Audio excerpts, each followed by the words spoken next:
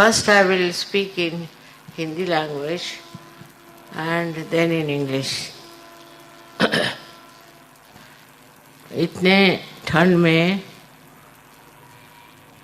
और तकलीफ में आप सब लोग आए। एक माँ के हृदय के लिए ये बहुत बड़ी चीज़ है। अब और कोई दिन मिल नहीं रहा था, तो इसी दिन आप लोगों को तकलीफ उठानी पड़ी और आप लोग इतने प्रेम से सब लोग यहाँ आए। सबका कहना था कि एयरपोर्ट पे माँ हम तो बिल्कुल आपको देख भी नहीं पाए और मैं भी आपको नहीं देख पाई, इसलिए बेहतर है आप लोग आज यहाँ आए हैं सब लोग। और दिल्ली वालों का जो उत्साह है वो कमाल का। ऐसा ही उत्साह सब जगह हो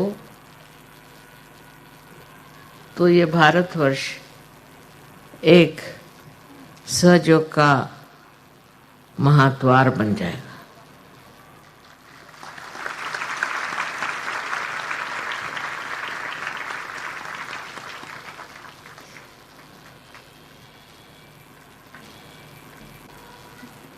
ये एक समय ऐसा रहना चाहिए जिसे घोर कलयुग कहते हैं। इस घोर कलयुग की एक विशेषता ये है कि मनुष्य बहुत जल्दी भ्रांति में आ जाता, उसको सारासार विवेक नहीं रह जाता और इस भ्रांति के चक्कर में वो न जाने कहाँ कहाँ भटक जाता। आजकल आप देख रहे हैं कि लोग कैसे कैसे गलत लोगों के पीछे भाग रहे हैं और गलत गलत धारणाएं अपना करके अपना जीवन बर्बाद कर रहे हैं। ये समझना चाहिए कि ये घोर कलयुग, इस कलयुग की विशेषता ये है कि मनुष्य धर्म का पथ छोड़ करके अधर्म के ओर आसानी से चला जाता है और उसमें उसे कोई हिचक नहीं होती, वो परेशान नहीं होता और वो वैसे कर्म करते ही रहता है और उसमें एक तरह की उद्दामता अपने अंदर दे करके उस चीज़ को वो सोचता है कि वो बड़ा सत्कर्म कर रहा है। इतना भयंकर दावानल जैसे चारों तरफ से लगा हुआ दिखाई देता है, उसके बीच आप सहयोगी खड़े हुए हैं। इस कलियुग के बारे में अनेक वर्णन शास्त्रों में है, पर उसमें ये कहा जाता है कि नल जो कि दमयंती के पति थे, उनके हाथ एक दिन कली लग गए तो उन्होंने कहा कि अब मैं तेरा सर्वनाश करता हूँ क्योंकि तुमने मेरी पत्नी से मेरा बिछो किया। इस पर कली ने कहा कि तुम मेरा महात्म्य जानो, मेरा जो महात्म्य है उसे समझ। उस महात्म्य में अगर तुम समझो कि मुझे मार डालना है तो मार डालो, मैं खत्म हो जाऊंगा। उनका तुम्हारा क्या महात्म्य है? तो उन्होंने ये कहा कि इसी कलयुग में जब लोग कली के भ्रांति के चक्कर में आ जाएंगे, उसी वक्त ये बड़ा कार्य होने वाला है आत्म साक्षात्कार का। आत्म साक्षात्कार पाना ही जीवन का लक्ष्य। भारतवर्ष में तो यही जीवन का लक्ष्य माना गया कि आप पहले आत्म साक्षात्कार को प्राप्त हो, उसके अलावा और जीवन का कोई भी अर्थ नहीं माना जाता। यही एक लक्ष्य है, यही एक परम पाने की चीज।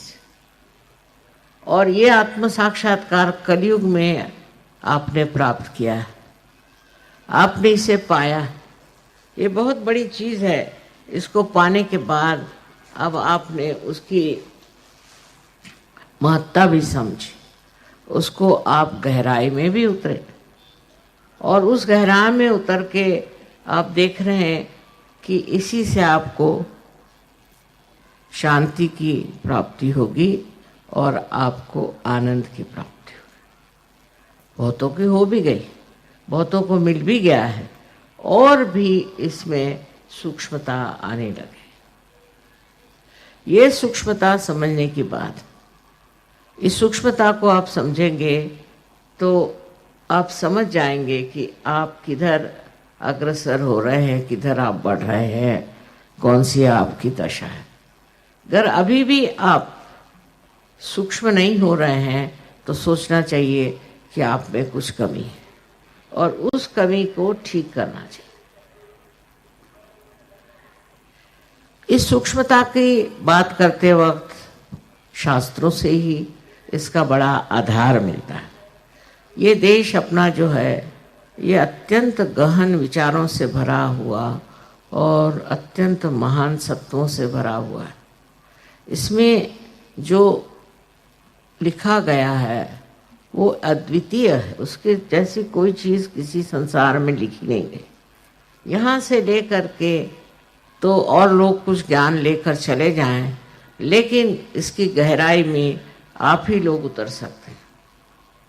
लेकिन हम जानते ही नहीं कि हमारे देश में कितना महान पवित्र ऐसा वाङ्मय हो गया है,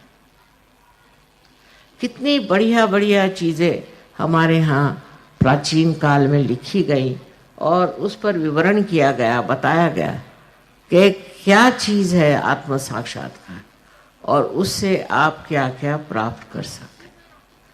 हालांकि हमने आपको बहुत चीज़ें खोल खाल के बता दी, समझा दी, लेकिन उसकी अनुभूति हुए बगैर, उसको महसूस किए बगैर आप किसी भी तरह से संतुष्ट नहीं हो सकते। उसकी अनुभूति होनी चाहिए और वो अनुभूति क्या है ये समझने की ज़रूरत है। सबसे पहले तो समझना चाहिए कि हम 5 तत्वों से बने हों।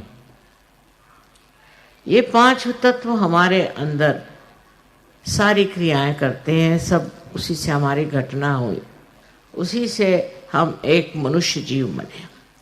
सारे जानवरों में हर एक में ये होते हैं, वो विशेष रूप से मनुष्य इंसान में इसका प्रादुर्भाव इस तरह से होता है कि कुंडलिनी जो है वो सिर्फ मनुष्य में ही, मानव में ही स्थित होती है और वहीं वो कार्यान्वित होती है, क्योंकि अब आप अपने चरम स्थिति में आ गए। इसके बाद आपका जो भी कार्य है वो उत्थान का कार्य, और उस उत्थान के कार्य में अब आपको आत्म साक्षात्कार प्राप्त करना है और उसके लिए कुंडलिनी आप सबके अंदर स्थित है। अब ये मैं बता रही हूँ, लेकिन ये बातें हमारे यहाँ बहुत पुरानी लिखी हुई हैं कि हमारे अंदर कुंडलिनी की शक्ति है, और उसके बाद अनेक लोगों ने इस पर काफ़ी वर्णन किया हुआ है। जैसे 12वीं शताब्दी में मैंने बताया था ज्ञानेश्वर जी ने वर्णन किया, और 16वीं शताब्दी में तो इतने लोग हुए, गुरु नानक जैसे इतने महान कहना चाहिए कि विद्वान, उन्होंने तक कुंडलिनी पर बहुत कुछ लिखा। कबीर ने लिखा, तुकाराम ने लिखा, नामदेव ने लिखा, सब लोगों ने लिखा है कि ये शक्ति हमारे अंदर है, इसे जागृत करना चाहिए।